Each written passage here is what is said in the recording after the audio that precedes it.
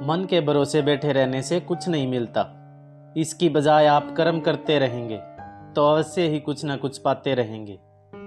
आप हमेशा सब कुछ नहीं पा सकते। यदि आप कुछ पाते हैं तो कुछ ना कुछ खोते भी हैं।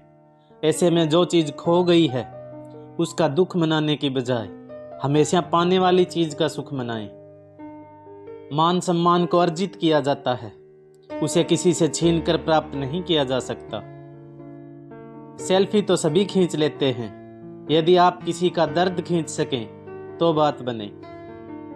बुरे समय में पैसा काम आए या ना आए ये तो समय ही बताता है, लेकिन जो अपने हैं वो हमेशा ही आपके काम आएंगे।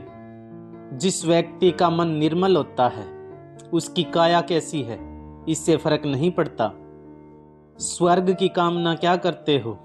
यदि इच्छा शक्ति हो तो इस धरती को भी स्वर्ग बनाते देर नहीं लगती। बुरे समय से इतना क्यों डरते हो? ईश्वर पर भरोसा रखोगे तो ये समय भी आसानी से निकल जाता है। ये दुनिया है और यहाँ सभी अपने आप को किसी न किसी चीज के लिए सिद्ध करना चाहते हैं। रीत यही है और देखते हैं आप उस रीत से हटकर क्या करते हैं। ईश्वर सभी को समान अवसर देता है, फिर चाहे कोई राजा हो या रंक। इतिहास साक्षी है जिसमें हमने राजा को रंक होते और रंक को राजा बनते देखा है।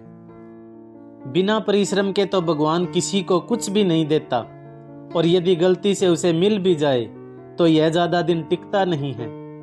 यदि सफलता की फसल पानी है तो उसके लिए मेहनत की खेती तो करनी पड़ती है। हारने का डर मन में बनाए रखेंगे तो कभी भी सफल नहीं हो पाएंगे। ईश्वर से कभी भी बुरे समय से बचने के लिए प्रार्थना ना कीजिए, क्योंकि ये तो ईश्वर सभी को दिखाएगा ही दिखाएगा।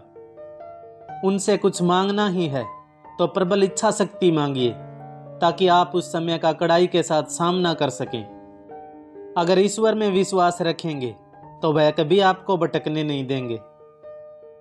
पैसा कमाने में इतना भी ना डूब जाएं कि समय के स्वास्थ्य का ध्यान रखना ही भूल जाएं, क्योंकि पैसा एक सीमा तक साथ निभाएगा, शरीर तो जीवन भर आपका साथ निभाएगा।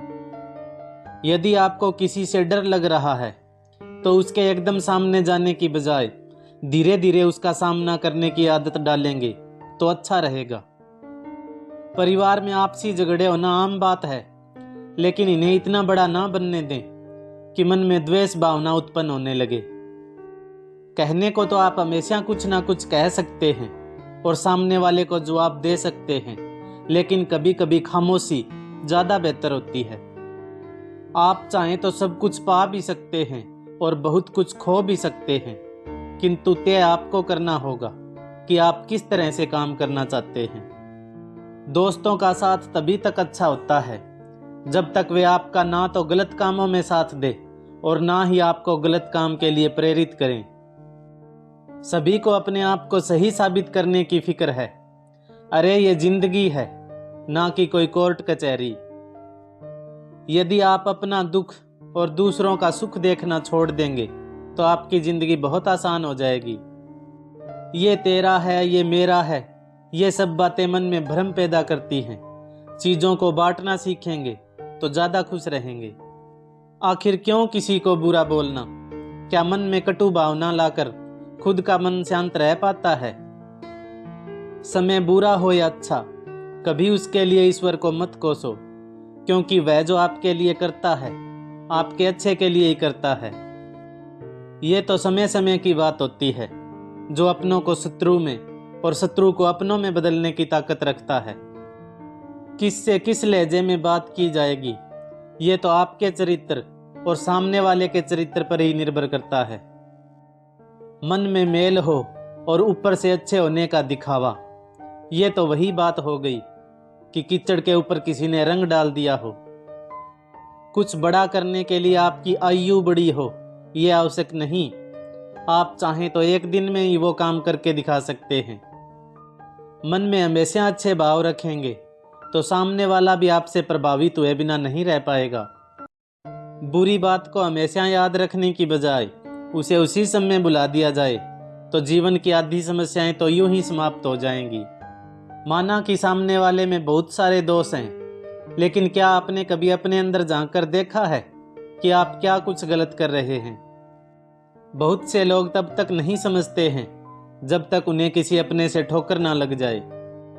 ये मत सोचिए कि आपके बुरे समय में सब आपके काम आ जाएंगे, क्योंकि ऐसे समय में अधिकांश लोग साथ छोड़ ही जाते हैं। अपने जीवन में उसी व्यक्ति को महत्व दें जो आपके साथ सुख दुख में खड़ा दिखाई दे। किसी को माफ ना करके आप खुद को ही दुख दे रहे हैं, क्योंकि इससे वह बात आपको भी परेशान ही करेगी। इससे अच्छा है उसे माफ कर दीजिए और जीवन में आगे बढ़ जाइए। फूल को भी अपनी नियति पता नहीं होती कि वह आज भगवान के चरणों में चढ़ेगा या किसी की कब्र पर। तो हमेशा अपना काम कीजिए, ईश्वर आपको अपने आप ही उसका फल दे देगा। आप इस बात का ध्यान रखिए कि आप कोई भी बुरा कर्म करते हैं तो आप केवल अपना नाम ही नहीं बल्कि माता पिता का नाम भी खराब कर रहे हैं।